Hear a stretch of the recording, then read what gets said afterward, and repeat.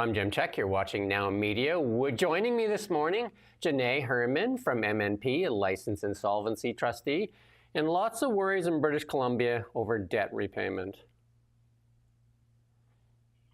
Yeah, MNP does surveys, and we're in our 33rd wave of doing this survey, so that means we've been doing it for over 8 years. And the survey measures attitudes towards consumer debt and gauges people's ability to repay their bills, endure unexpected expenses, and absorb interest rate fluctuations without approaching insolvency. So in the latest survey, we've seen where nearly 3 in 5 are concerned about repaying debt, even if the interest rates decline. And this is at an all-time high. It's up 14 basis points from last survey. That's amazing. That's the majority of British Columbians, and that's 3 in 5. That's what, about 60 some odd percent, 60%, something like that? Yeah, close to 60%. It's 58%. Yes. Yeah, and that's even if the rates go down. So, I mean, we did see, we had the interest rates, prior to COVID, we had interest rates at all-time lows at 0.25 with the Bank of Canada rate. That's and obviously true. Some people, prior to COVID.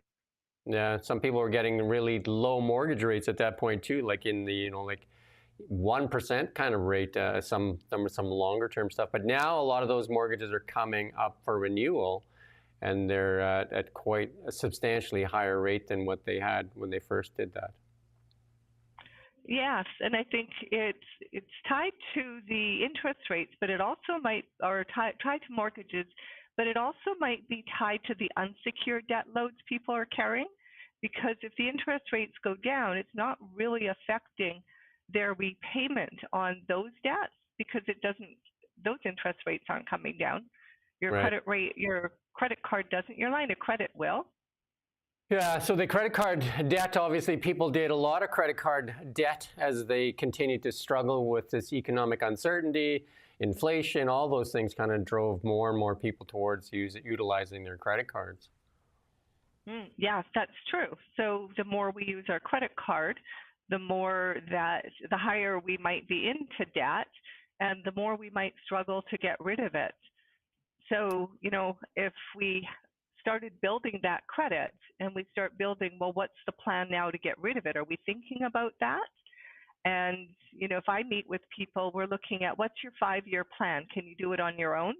And we can explore what their amount of debt is. If they were to do it on their own, what would their monthly cost be, and their overall cost to get rid of it? So $20,000 debt at an interest rate of 21%, you're going to be paying almost $550 for 5 years, and it's going to cost you over $12,000 in interest, in addition to the $20,000 that you have accumulated on that credit card debt.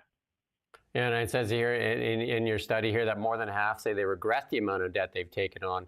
And I guess there was a lot of easy debt too, even if you go to like stores and they were doing, like, you buy a shirt at one of the fancier stores and they would give it to you in payments, like, 3 easy payments, and then people just continue to kind of like add more payments. And obviously the same thing with their credit cards until you get to the point where it's like a breaking point.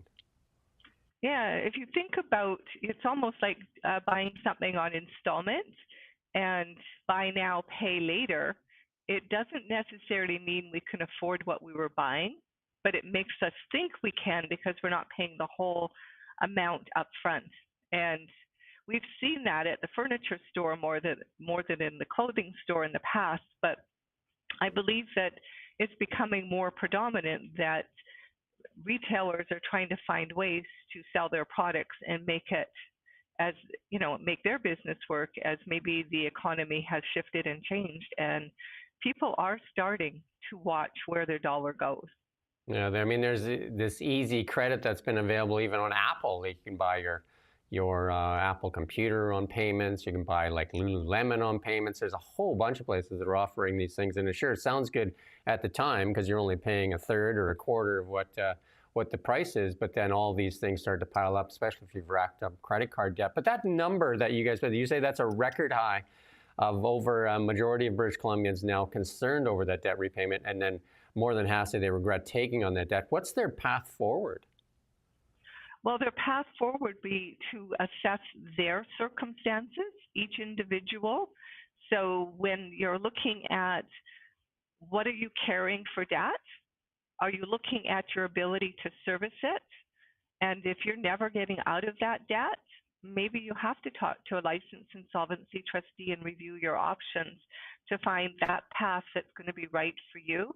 And the path out of debt can vary from individual to individual. So what might be right for you isn't going to be right for me. And what's right Yeah. for me might not be right for the next guy. So if you've kind of made yourself a mess that you can't kind of carry anymore, so then is that when they reach out to somebody like yourself and then say, how do I get myself out of this mess? Is that kind of like a consolidation loan, or is it bankruptcy in there somewhere too? What are the options for people? Yeah, so the first one we can look at with them, can they do it on their own? And we look at that through the budgeting. Do they need extra budgeting tools to cut back on the unnecessary expenses to get to where they're actually paying down principal and not interest? Do they have assets that they can either sell or capitalize on? Will their financial institution help them through a consolidation loan? Or is it a consolidation through a settlement offer to their creditors? So it really does matter, who it is you owe, what type of debt you have, because when it comes to secured debt, there's no compromise there. You've come into a contract to purchase a house or purchase a car, and that's an obligation. And if you want to keep that asset, you're going to have to comply with that obligation. But sometimes you need to get rid of some of the unsecured debt to be able to do that as well. Yeah, and in British Columbia, according to your study here, more likely than any other province to feel stalled, having to put their lives on hold. Why is British Columbia kind of in the worst spot than any other province? Well, the people surveyed, they're the ones that are coming out with how they feel about it. And it appears that they're delaying in purchasing a house. So is the cost of houses in British Columbia higher than in some of the other provinces? Because as you go across Canada, I would imagine that maybe Alberta, the prairie provinces, maybe the cost of purchasing isn't as high. You get back into Ontario, maybe certain areas in Ontario might be higher, but maybe overall in the bigger communities in BC, the cost of housing with the interest rates as they currently are making people put that purchase on hold. Yeah, and then obviously the economy in general right now with this tariff kind of trade war kind of happening too, that doesn't really add or bode well for like job security as well. Yeah, job security is a big issue. Like what jobs are tied to the tariff rates, and sometimes we don't know the answer to that question. So, as the tariffs get put on, the cost of purchasing things get higher, but then the ability to sell those same things becomes more difficult because of the cost of purchasing them. So it's a vicious circle. Yeah, so is one of the options just complete bankruptcy though then, and just say try to get a clean slate? Is that like if somebody's made such a mess then that, like they've used their credit cards maybe to even like buy groceries? I know there's quite a few people in that position as well. Yeah, people use credit cards for their day-to-day expenses because they haven't got the money in their budget to meet all their obligations. So bankruptcy is an option. In doing the bankruptcy, we're looking at what are you going to do going forward, because now you don't have credit to manage your day-to-day expenses. So it's making sure that the money goes to the necessities and cutting out the things that you can't do. And again, that's stalling people's life because now, they're not able to do some of the things they would like to do because they can't afford it. Yeah, well, they can't buy a car on credit anymore, and they can't, it's going to be tough to get a home and all that stuff. So, and then even tough to rent lots of times too with a bankruptcy on your thing. What is the path in bankruptcy? So they file for bankruptcy. Does that absolve them of all debt? And then what's the path forward for them to ever get it credit again, or what's the timeline there? Yeah, bankruptcy absolves a person of most of the unsecured debt. There is certain debts that you can't get rid of. Most individuals don't have fines and penalties imposed by the courts. Most people don't have student loans, but student loans don't go away unless you've been out of school for a certain amount of time. So and you can never get rid of family maintenance debt through a bankruptcy. So if you owe child or spousal support, it doesn't go away. So there's certain debts that don't go away in a bankruptcy scenario, but the majority of unsecured debts do. And then the path forward would be that to be able to get into a house in the future, it's starting to rebuild your credit. And rebuilding your credit would be, do you have a vehicle loan and you're making your payments, you're not missing things, that's being reported positively on a credit bureau report. They may have to look at getting a secured credit card, so where they put down a deposit and that then they use the credit card, they pay it in full each month. I would tell people if you're using credit, like a credit card to rebuild credit, you're not using it to expand expand what you can spend. You're using it for something in your budget less than 35% of the available credit you've been provided to build your credit rating, because that's the tool that you're choosing to use to help build that. You need to use credit to build that credit rating back up. And then I also recommend that if you're trying to get into a house or into the housing market, that you may want to talk to a mortgage broker to what are the lenders looking for before you'll qualify for a good interest rate. Sometimes you qualify for an interest, a mortgage, but the interest rates aren't good. And then of course you're going to struggle, and if interest rates go up, your situation's going to get dire again. So what's your advice to British Columbians that are in that where they're not quite at that bankruptcy state yet, but they're kind of like really struggling? Obviously, it causes some emotional stress as well and causes some stress on relationships. How is the step to kind of just reach out to a person like yourself and say, I just come in and have a meeting and kind of like go over what some options are? Yes, that's a good idea. We go over we meet with all types of different people. Some of them we're able to help through a proposal. We're trying to look at ways for people to avoid bankruptcy. So a settlement offer to the creditors is a step up. You're repaying a portion of your debt, sometimes almost all of your debt, depending on each individual circumstance. But before we get to, an insolvency event such as a proposal or bankruptcy, we're also looking at what could that individual do on their own based on their circumstances to deal with the debt before they need to do a proposal or bankruptcy. Can we avoid those options? And to the rest of the British Columbians that aren't at that spot yet, but maybe digging a hole right now, do you have any advice for them to kind of like monitor their expenses so they don't go over a certain level? Yeah, start monitoring what comes in, looking at where it has to go over where you want it to go. So, what are the necessities in life? So what do I need? And then what are your financial goals? So what do you want to do with the leftover money? So if, you're happy just living paycheck to paycheck, that works for some people. It doesn't work for me. For me, it's, looking at what comes in, where does it have to go, so I can make my plans financially as to what I want to see my financial future look like. And so it might be avoiding going out to eat or, doing any big purchases on credit. So saving up for the big purchases. Yeah, I could use my credit card to make the purchase, but the money's there to pay it off. So being more conscientious and mindful of what you're doing with your money. And doesn't that start with a budget so you can actually clearly see, like, here's the in and then here's all the outs, and then there's tons of AI tools out there now, or I'm sure you guys have some tools out there as well, where people can plug in all their expenses, maybe even write off their credit cards, and you can see, because I know I've gone through with some people, and they don't believe they're spending that much money. Then you'll see Starbucks, and all these other costs that just, they think, well, it's $8, $9, $8, $9.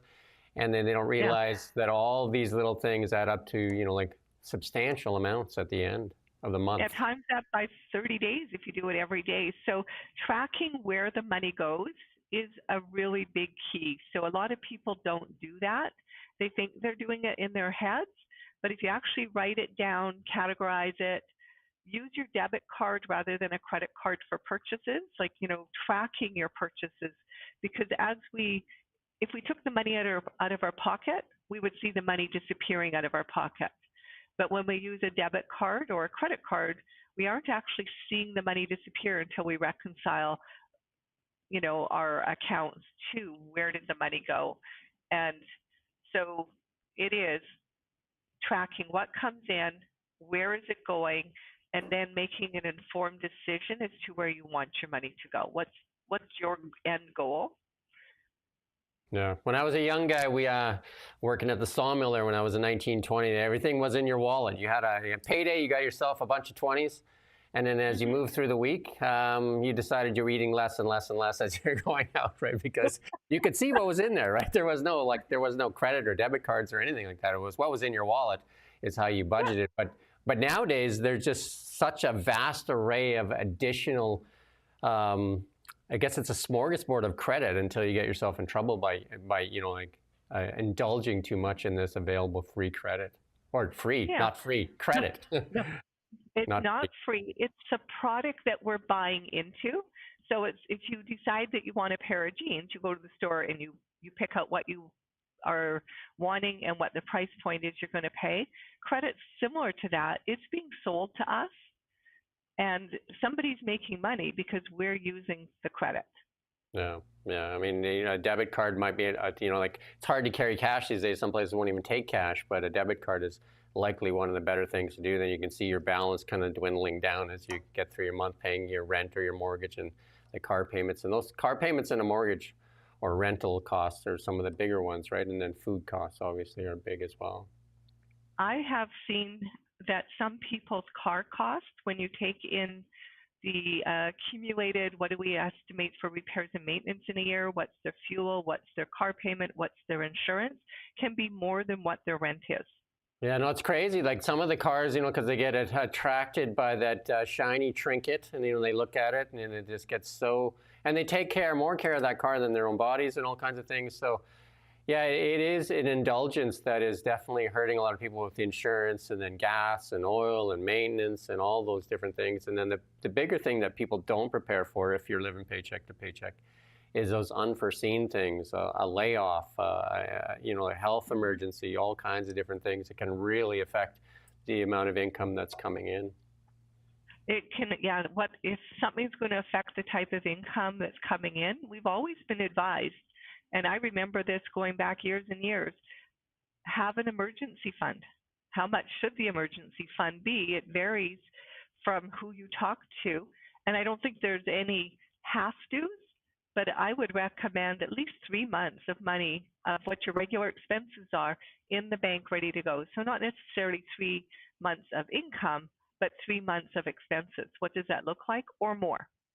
My dad taught me a long time ago is to put $100 folded up in your wallet there, hide it, and never take it out unless you're in a dire emergency. And I packed that around until I stopped carrying a wallet, but I just kind of a habit that kind of stuck around. But yeah, it's a lot more than $100 these days. $100 doesn't go very far, but 3 months is that cushion that people require. And the other one that when I talk to some young people, it's like you can open now these trading accounts like Wealthsimple. I think there's a few other ones that have zero trading fees, and you can buy fractional shares. And then you can start making better choices by investing that $8 in a fractional share versus into that expensive coffee that you don't really need anyway. Yeah, you make a choice of, if I'm not going to spend it here, but I have it, where will I spend it? Yeah. And if you're spending it on you, so setting up a savings plan, investment plan, and being cautious with that as well, because I've had people come to me that had some money and they purchased what they called penny stocks, and they really lost it all because they didn't have black, a clue. Right? Go to the casino that way, right? Go put it on 22 black, right? But yeah, yeah. So I go ahead. I think that when we invest money out there in these at Wealthsimple or Qtrade, Questrade, whatever those platforms might be, be cognizant of what are people saying about it before. Like a lot of times you can find conversations that not all of them are truthful, but find conversation as to goods, bads, and ugly about certain investments that you might be looking into. And I would suggest to people just starting on it to buy the bigger companies, so that you're not buying, like a penny stock buy, because you can buy fractional shares of Microsoft or of Alphabet or different things, and you're better off with that fractional share of, say, Alphabet than that coffee, because the coffee is, like the high sugar coffee is not going to do you any good. And even if the share value of Alphabet goes down, you're better off than that coffee. And it also teaches it to start studying and learning on how you can start actually making money work for you, as opposed to you becoming a slave to your money and your debts. Yeah, we have to get there though. We have to get rid of the debts before we really start saving. It doesn't make sense to save if we're paying interest on debt. Absolutely. And how do we get financial literacy into young people? How do we get that so they don't end up, as, like they're coming out of high school? And how do we get more financial literacy so they didn't dig that hole? Because it is so tempting, right? When you're there and you're looking at that shirt or something like that, and you want it, but it's like $150 for a shirt at some of these places. And you want it, you don't have the 150, but all of a sudden, you can buy it for 30, and you're like, wow, I can do that, right? And then all of a sudden, you just get more and more, and you start using your credit card at the grocery store, because when you go to the grocery stores, you need it. You tell yourself you need it. Obviously, you do need food, and then you just kind of keep digging a hole. I think for the youth, it comes from the family first. It depends, like the school might be giving some education. I'm not up on what the school board and what the curriculum is that's offered, but it's also the some of the courses that kids might choose or not choose to get into. So even if you took a basic bookkeeping course, it might just give you a thought process of how does the ins and outs work. But I think it comes from family, and it doesn't have to just be the parents. It can be grandparents, aunts and uncles, just talking about money in front of kids. Yeah. When I grew up, they didn't do that. Nobody talked about money in front of us. Same thing. Financial literacy is something that most people should try to get into their lives, even people at my age. Financial literacy makes a lot of sense. And then budgeting, obviously one of the biggest and strongest tools to have, because you see the ins and outs, and then at least you're more aware of what's going on as opposed to getting surprised, right? So I do thank you for your time today, and I think this is like the second or third time we've had you on, and that's great. So we look forward to the next time, hopefully in better circumstances for British Columbians. Hopefully in better circumstances for British Columbians. Thank you very much. Thank you, Jeanine. All right, bye now, and thank you for watching media. Just report the news. We live here too. We're your neighbors, bringing you stories that matter to all of us. No government funding, no outside influence. Kelowna Now, local, independent.